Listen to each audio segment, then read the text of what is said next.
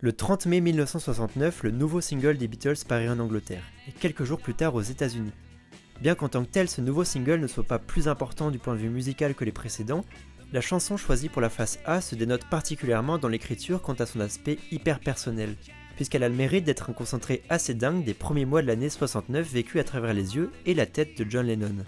Au-delà du fait qu'avec cette chanson, John renoue enfin avec une façon d'écrire à la limite d'être biographique, chose qu'il n'avait pas fait en single depuis Strawberry Fields Forever en 67, cette chanson c'est comme une loupe qu'on aurait projetée sur la vie de John dans une période fatalement cruciale dans sa carrière, le crépuscule inexorable de l'ère Beatles, intimement lié à l'aube d'une nouvelle relation, le tout à travers un activisme de plus en plus important, faisant parfois passer son étiquette de musicien au second plan.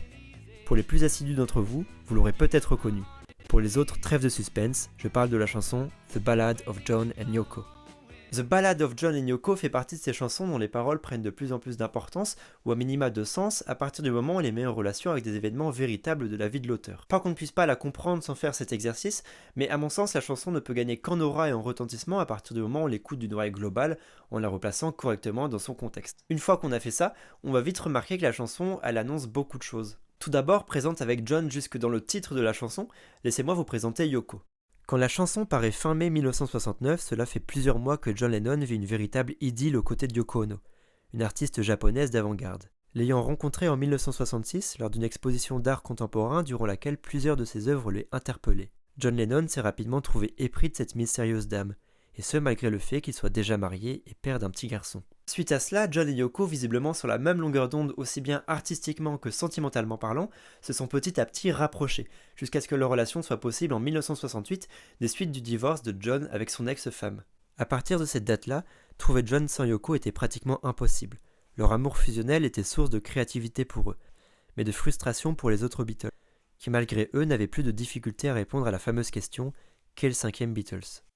L'album blanc de 1968 est l'occasion pour John d'écrire sur sa nouvelle muse. La chanson Everybody's Got Something to Hide Except Me and My Monkey traite de la façon dont, selon John, les gens étaient incapables de comprendre sa relation et la profondeur de son amour pour Yoko. Mais aussi et surtout de leur parfait alignement créatif avant-gardiste voit le jour Revolution 9, un collage sonore cryptique de 9 minutes. Cet exemple, il reflète plusieurs choses. Déjà d'une part la totale estime que John a pour Yoko, l'invitant à collaborer sur un album des Beatles, et ce à l'encontre de Paul McCartney. Chose peut-être anodine avec autant de recul, mais qui pour l'époque est un tournant, puisque pour la première fois les Beatles ne représentent plus une sorte d'entité sacrée à part entière. Au contraire, l'album blanc signe une nouvelle façon de concevoir le groupe, sa musique et ses albums. Probablement la conséquence de la présence de plus en plus pesante de Yoko auprès de John, mais je souligne l'importance de nuancer nos propos, puisque contrairement à ce que pense beaucoup de monde, la fin des Beatles n'est pas tant causée par Yoko que par l'ego de ses membres. Nous voilà donc début 1969 et John et Yoko ne se quittent plus, jusqu'à être présentes quotidiennement pratiquement durant l'intégralité des sessions Get Back, en parallèle de tensions latentes toujours plus croissantes.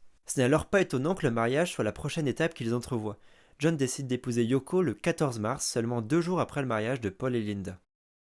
La première grille de lecture plus qu'évidente de la ballade de John et Yoko est indéniablement les enjeux liés à ce mariage, si bien que les deux premiers couplets font directement référence aux problèmes auxquels ils se sont heurtés. Leur première idée était de se marier sur un ferry reliant l'Angleterre à la France ou les Pays-Bas, chose qui n'a pas pu aboutir puisque Yoko étant japonaise n'avait pas de visa anglais. Elle n'avait donc pas le droit de prendre le bateau depuis l'Angleterre. Ils ont donc dû prendre l'avion pour Paris en attendant de trouver un autre endroit où se marier. Pour ce faire, ils ont fait appel à Peter Brown, un assistant des Beatles qui est devenu un ami avec le temps, afin que celui-ci leur trouve le parfait endroit où se marier, à l'abri des caméras et des législations internationales. Gibraltar s'est trouvé être la destination parfaite pour eux. Ils s'y rendirent et se marièrent le 20 mars 1969, avec pour témoin Peter Brown. C'est concrètement ce que racontent les deux premiers couplets du chanson. C'est du réel, rien que du réel. Maintenant, ce que ne racontent pas les paroles, mais qui pourtant pourrait être une grille de lecture assez intéressante, c'est que le mariage apparaît comme une rupture. Une rupture vis-à-vis du groupe, car tout cela s'est fait sans en parler aux autres Beatles. Alors évidemment, je suis d'accord, chacun sa vie.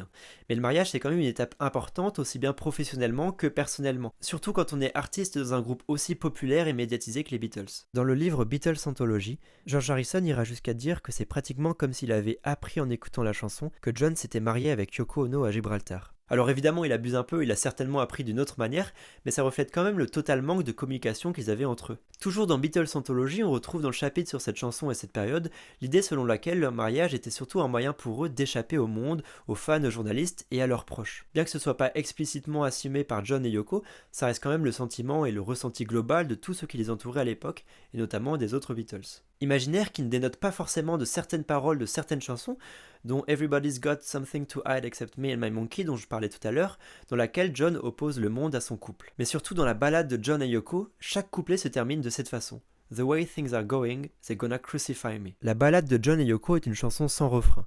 5 couplets se suivent et se terminent tous de la même manière, qu'on pourrait traduire par « Mon Dieu, ce n'est pas facile, tu sais comment ça peut être dur. Vu comment vont les choses, ils vont me crucifier. » Bien que la chanson soit particulièrement explicite, ses fins de couplets dénotent particulièrement, puisqu'on passe de paroles narratives racontant des événements réels dans la vie du jeune couple à des sortes d'exclamations qui relèvent plutôt de ressentis imaginaires ou en tout cas de pensées personnelles que de réels événements. Si bien que comprendre ce qu'il a véritablement eu envie de dire à travers ces exclamations ou à qui il s'adresse ou encore à quels événements il fait référence, c'est pas si simple. D'autant plus quand on les met en perspective avec le reste des paroles qui sont pourtant elles si réelles. Il est clair que le sentiment se dégageant de ces exclamations est semblable à ce qu'il pouvait ressentir en 1968 quand il écrivait à quel point le monde est contre lui et Yoko. Si bien que dans la communauté de fans de Beatles, il y a encore beaucoup de débats autour de cette phrase. Bien qu'en réalité les débats portent plutôt sur l'utilisation de Christ et Crucify que sur la signification de celle-ci. Du point de vue purement significatif, il peut paraître assez clair qu'il fait référence à la vague de violence, de négativité et de surexposition qu'il subissait de la part de la presse et des journalistes.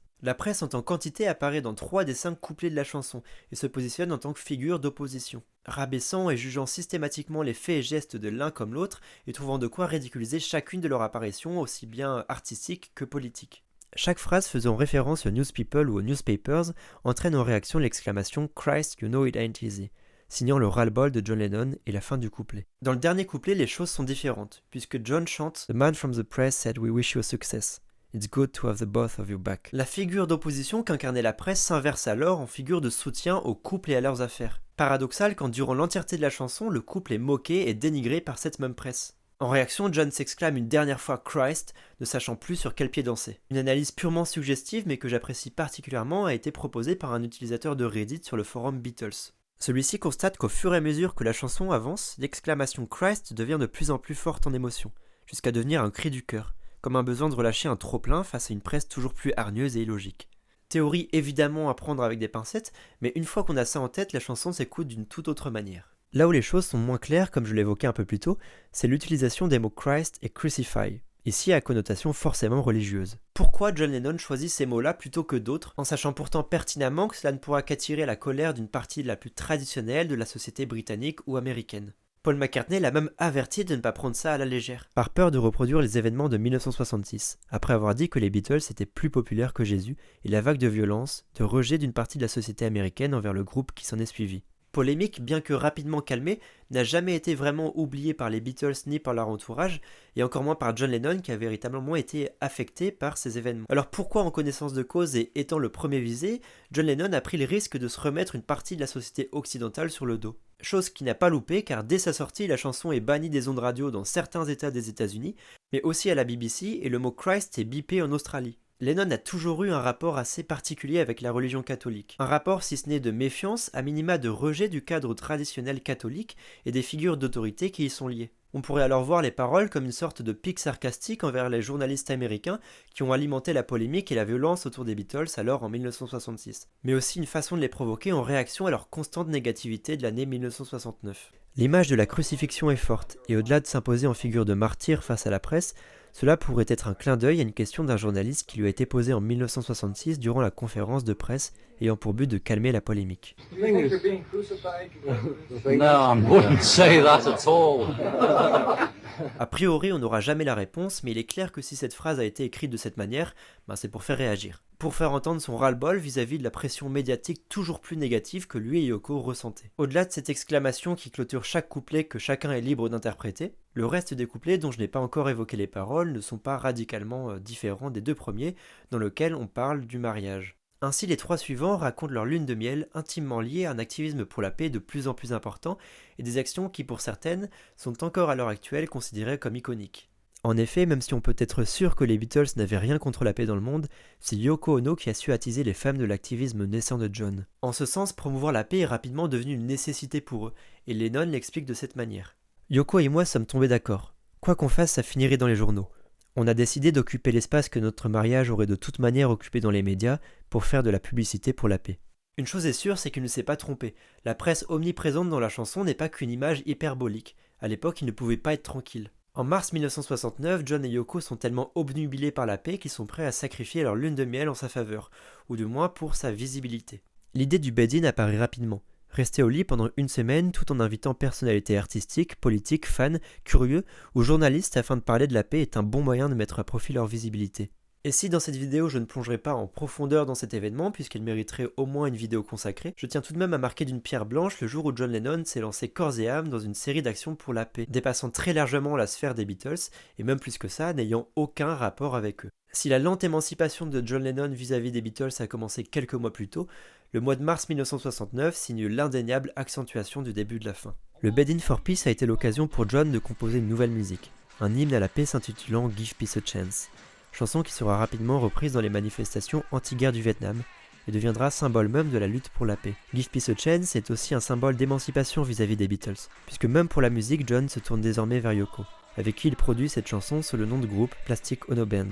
Un nouveau groupe offrant à John et Yoko une liberté d'expression artistique et politique sans limite, contrastant avec les limites de ce que pouvaient désormais offrir les Beatles. La seconde action pour la paix dont on a des références dans la chanson est elle aussi à voir dans ce sens. C'est bien John et Yoko qui envoient des glands de chêne à la plupart des grands dirigeants du monde, les incitant à les planter comme symbole de paix qui grandira petit à petit afin de devenir un chêne massif. Ce n'est pas les Beatles qui l'ont fait. Pour John Lennon, ce n'est plus les Beatles. Enfin, quelques mots sur la session d'enregistrement qui a elle aussi des circonstances assez particulières. La chanson est le premier single des Beatles qui n'est joué que par 2 de ses membres. Seuls John Lennon et Paul McCartney étaient présents ce soir-là. Principalement durant l'album blanc, certaines chansons ont été enregistrées de manière séparée, mais aucune d'entre elles n'avait pour vocation de finir en single. À vrai dire, c'est déjà une chance que Paul ait accepté de jouer avec John, puisqu'à l'époque les tensions entre eux étaient vraiment très fortes. Entre autres de par des désaccords sur le choix de leur nouveau manager et la gestion de leur maison de disques Apple Corps. Mais John a su convaincre Paul d'enregistrer immédiatement, car il était convaincu que la chanson devait être faite de cette manière, comme pour souligner encore une fois l'importance de ses paroles, pour la chanter en plein cœur de son contexte. À l'époque, il ne le savait pas encore, mais c'était probablement la dernière fois que le tandem Lennon-McCartney s'unissait pour faire de la musique. Malgré ça, nul n'échappe à la réalité. En ce sens, le journaliste Mark Edgard du New Yorker, l'une des seules personnes ayant eu la possibilité d'écouter les 7 heures d'enregistrement de cette chanson, écrit dans un article qu'il a été enthousiasmé par la camaraderie et la parenté musicale de Lennon et McCartney, mais que malgré ça, il a senti une qualité forcée et polie dans leur plaisanterie, et rien de l'électricité enthousiaste entendue lors des précédentes sessions des Beatles. Il s'effondrait, et il le savait. Enfin, je terminerai par ces mots. Ceux de Paul McCartney. Yoko est vraiment devenu l'essentiel de la vie de John. Je me rappelle avoir compris cela comme un copain de régiment l'aurait fait. Une des chansons qu'on adorait dans le passé était Wedding Bells. Les cloches du mariage sonnent le glas de ma vieille bande. C'était cette idée que des copains de régiment doivent un jour dire adieu à l'armée, se marier et faire comme tout le monde. C'était un peu comme ça pour les Beatles. On a toujours su que ce jour devait arriver. Quand John s'est attaché à Yoko avec une telle ferveur, il a été évident qu'on ne retournerait pas en arrière. Dans l'intensité de son histoire d'amour, c'est ainsi qu'il devait agir. Il était tellement enthousiaste qu'il n'avait plus de temps à nous consacrer. On était le passé et elle était l'avenir. On était un obstacle entre eux. Il a fallu qu'on essaye de l'admettre. Voilà, j'imagine que vous comprenez un peu mieux pourquoi j'ai intitulé cette vidéo « Chanter la fin des Beatles ». Néanmoins, chacun d'entre vous est libre d'aller au-delà des paroles comme bon vous semble. Certaines choses ont pu être surinterprétées, mais une chose est sûre, c'est que 1969 signe la fin des Beatles, qu'on le veuille ou non. Ainsi, il n'est pas étonnant d'en voir des reflets parfois clairs, parfois déformés dans les chansons de cette période. Il serait même hyper intéressant de se plonger dans les autres chansons de Lennon, McCartney ou Harrison pour essayer de comprendre ce que ça peut faire de sentir la fin approcher sans pour autant être résigné à tout abandonner. Car malgré ça, The Ballad of John and Yoko reste une chanson des Beatles, et son enregistrement et ses 7 heures passées avec Paul McCartney ont sans doute donné assez d'espoir et d'énergie à John Lennon afin de laisser une dernière chance aux Beatles.